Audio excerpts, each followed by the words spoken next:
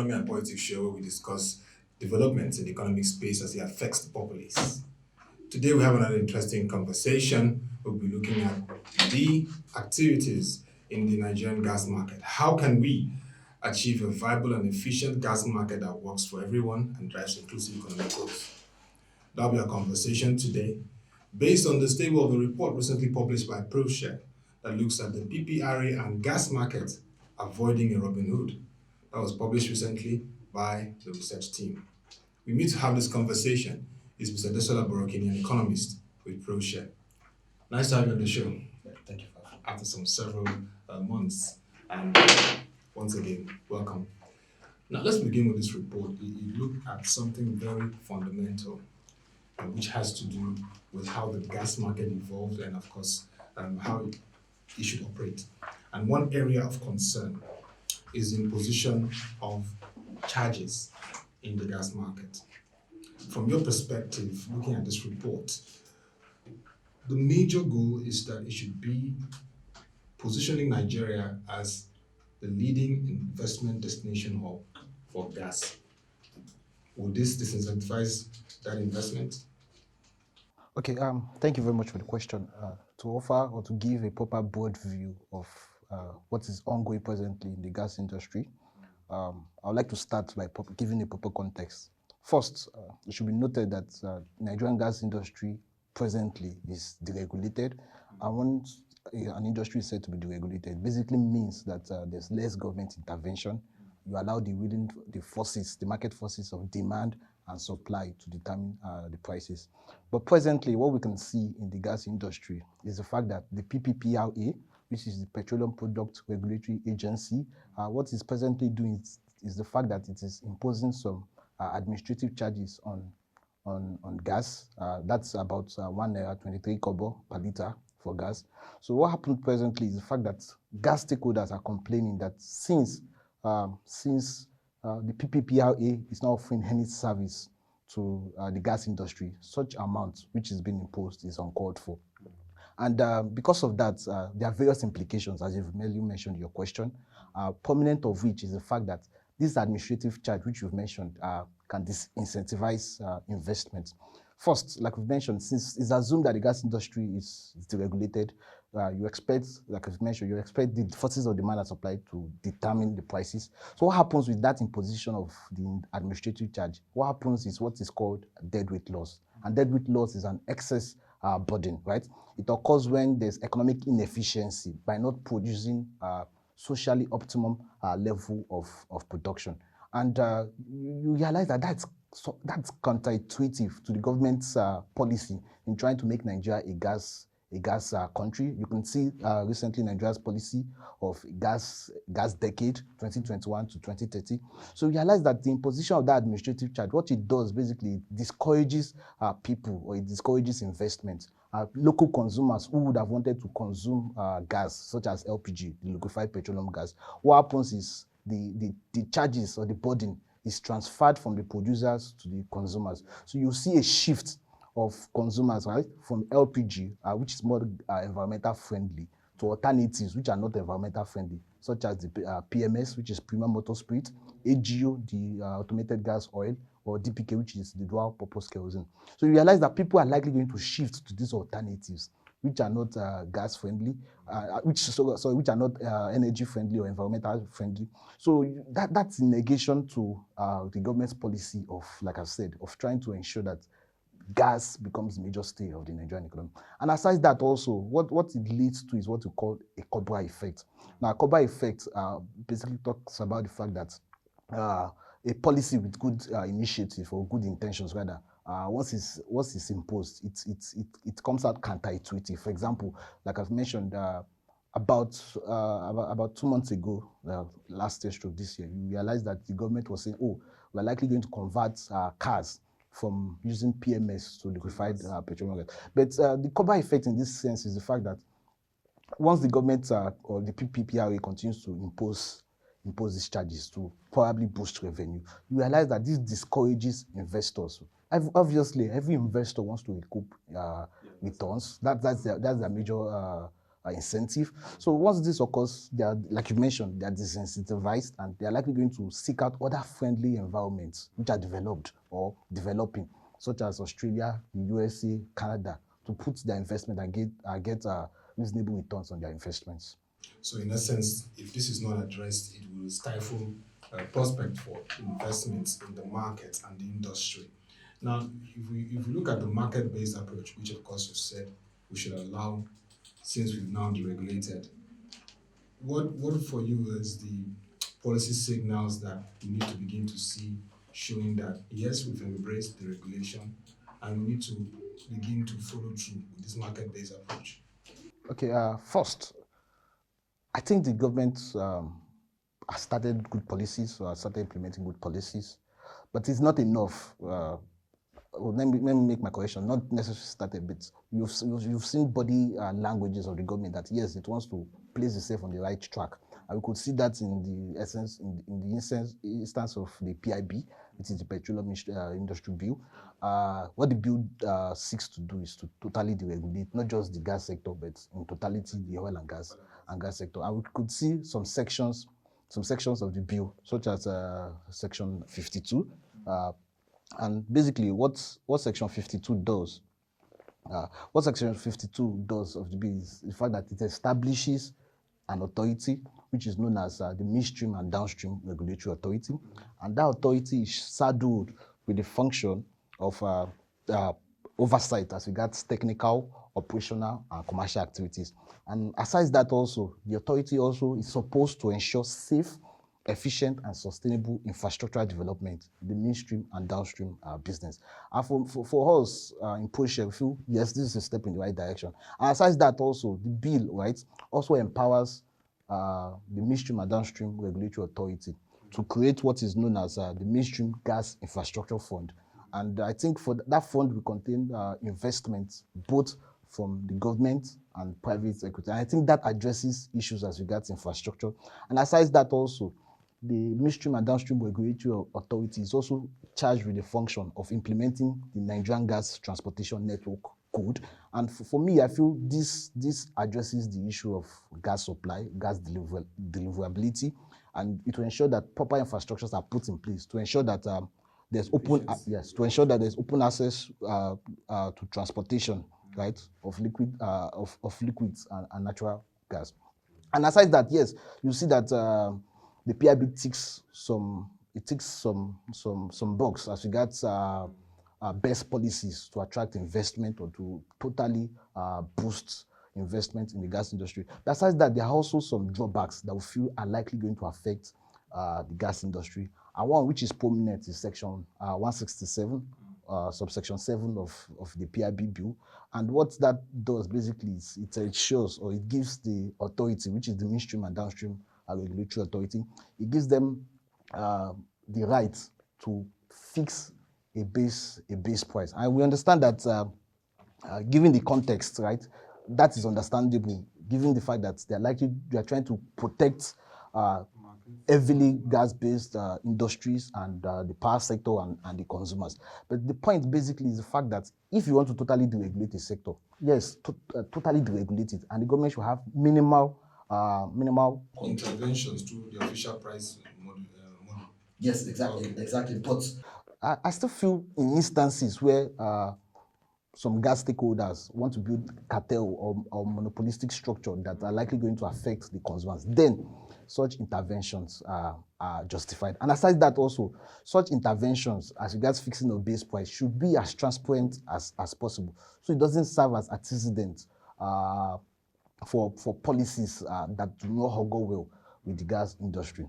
But looking at it in totality, if you look at the outcomes or features of a good gas policy, you see that the PIB bill ticks most of these boxes. For example, we've studied developed gas industry markets like Australia and Canada, and we've seen some features of their gas policy, which has helped develop their gas market over time.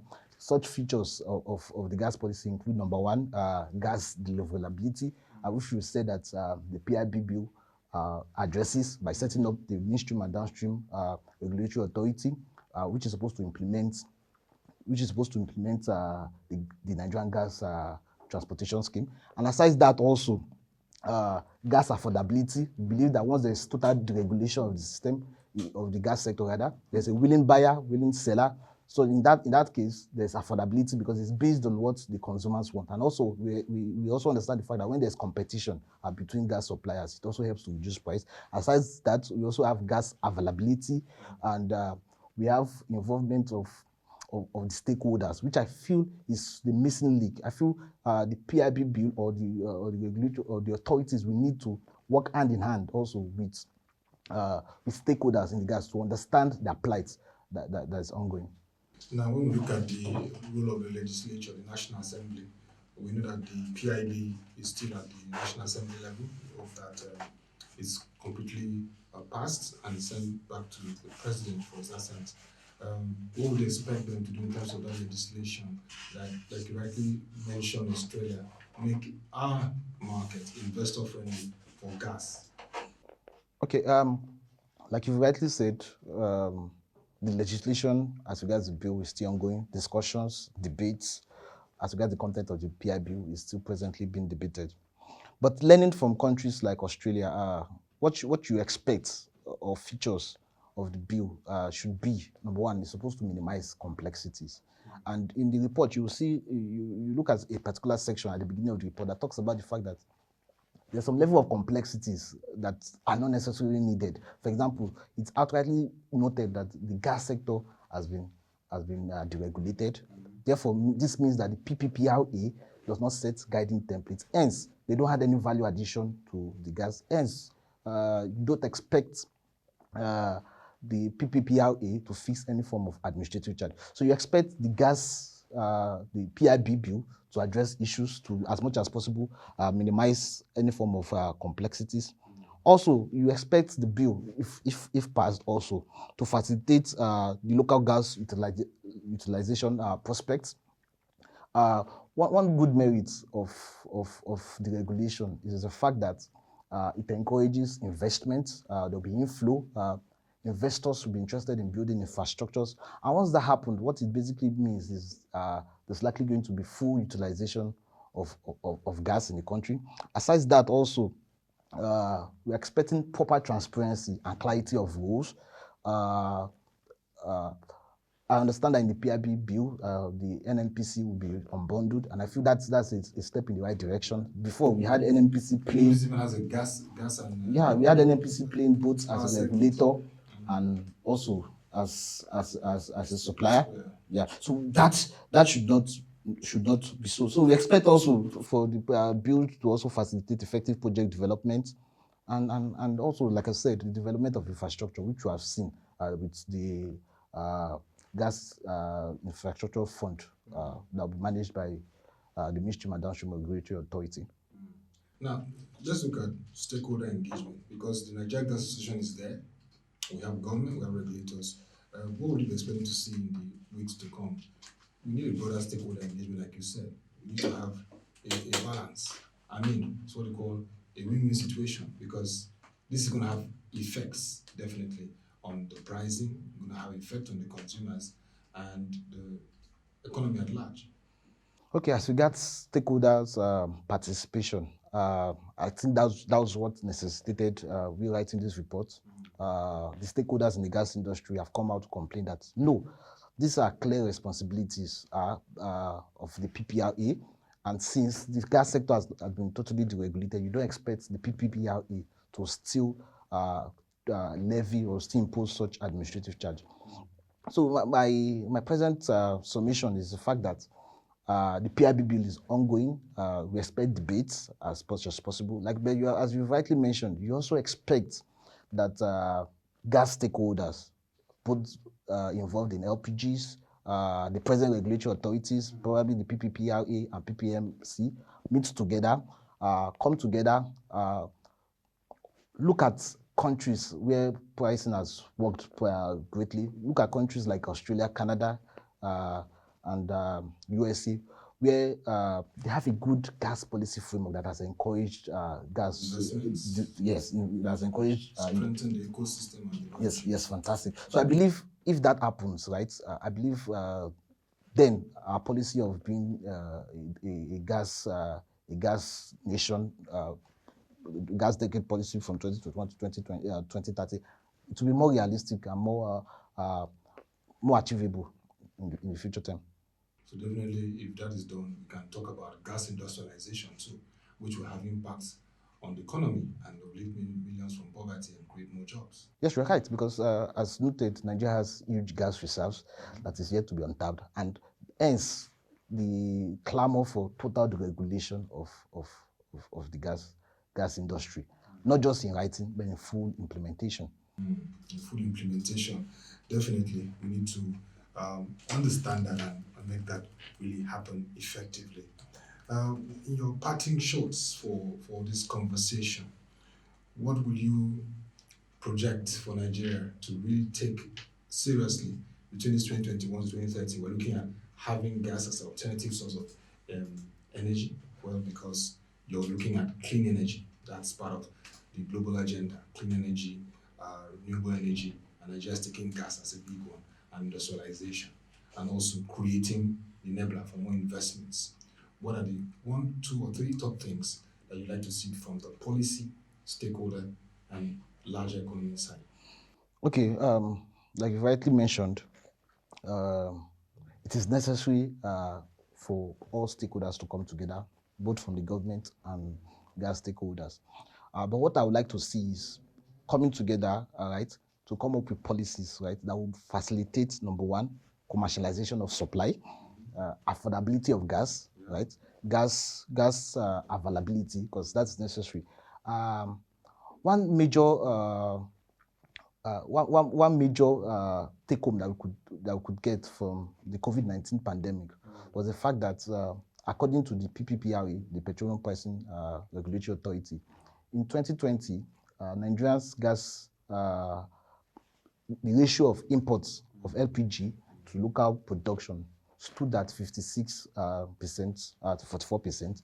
56% was imported, while 44% was produced, and that was an improvement from 72 to ratio 72 to 28. 72% was being imported, and 28% was produced locally. So my point is, the gas policy should be tilted towards that point whereby that ratio is being changed, whereby we produce more of our gas, right? And less is being imported. And you understand the fact that once you produce more locally, right, what it does, it encourages competition. When there's encouragement in competition, it facilitates economy of scale. It makes gas affordable. There's more jobs. Investors are interested in your economy, and hence you become one of the major gas players in the world. And that is in line with the policy of trying to make Nigeria more, in terms of gas, more energy friendly, environmental friendly, and to become the energy hub of Africa, if possible. All right. I mean, very nice thoughts and perspective from the very incisive report published by Proshare, the PPPRA, and gas market avoiding Robin Hood. Thank you very much, Mr. Borokinni and Adesola, for the time. Once again, economist at Proshare, Nigeria, for this interesting conversation around the Nigerian gas market. So that's it. We've heard how we can achieve a viable and efficient gas market in Nigeria. We have huge gas reserves, but how can we tap into this and make it a key way of driving industrialization in Nigeria? You've heard it. The steps are very clear. We need to commercialize gas. We need to ensure that it's affordable, and all stakeholders have to work together to ensure that the ecosystem and the value chain are working hand in hand to build a vibrant economy, create jobs, and lift millions from poverty. Isn't that the desire of every Nigerian? Yes, that is. So if you want to read this report, join our website, www.proshare.com. It's called PPPRA and Gas Market Avoiding Robin Hood. Very incisive report, gives you a holistic view of all stakeholders' concerns, perspective, and the policy framework on gas and the way forward. Very rich from the stable of Proshare. If you want to have a conversation or you want to ask a question around this discussed today, send your views and comments to news@proshare.com. We'll be glad to receive them and respond to them. Also follow the social media platforms displaying on the screen for further updates on our show. That'll be all for this edition. Thank you for watching, and don't forget, in this period, please stay safe.